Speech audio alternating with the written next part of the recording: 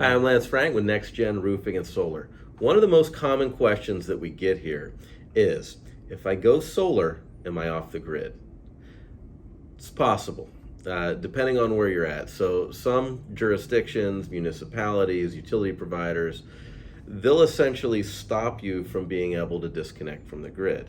Now that might be for safety precautions or to just keep costs low for the utility provider themselves.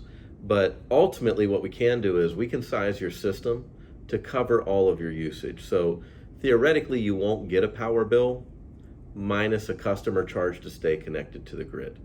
And that has to do with how your solar system actually works. So you have two options when you're looking for a system. You can get one that uses what's called net metering, or you can get another one that's a microgrid where a battery is tied in and it stores the energy. That way you can use it later. So that one's easy. For example, all day the sun's shining, okay? Now, the energy is going to be collected through your solar system, and essentially it'll be used in your house or your business, whatever you're using it for, and any excess would be stored by your battery. Now, when the sun's not out, whether it's raining or it's dark or there's a storm, ultimately you would use the power that's provided by the battery that's been charged by the solar system. The other side would be net metering. Net metering is definitely the most common way that people go solar. And the way that net metering works is pretty simple.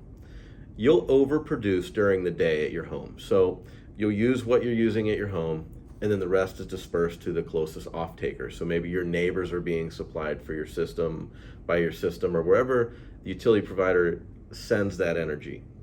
But you get a meter, a separate meter, and it's called a net meter. So sometimes you see those ads where they say, oh, look at my meter, it's running backwards. Well, yeah, it is then, but go see it at night and you'll see it running forwards at twice the speed, right? Because the idea is, with net metering, everything extra that you produce, you get a credit from the utility provider to put it back on the grid and allow someone else to use it. How's that work for you? So when we size it, we try to cover all of your usage for an entire year.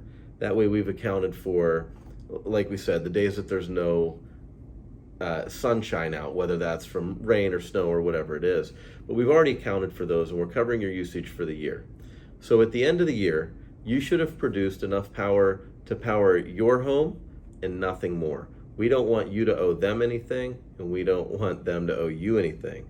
Why wouldn't we want them to owe you anything? Because you don't actually get paid. You just get credits that roll forward, so you can use more power later, but you're never getting a financial return on them.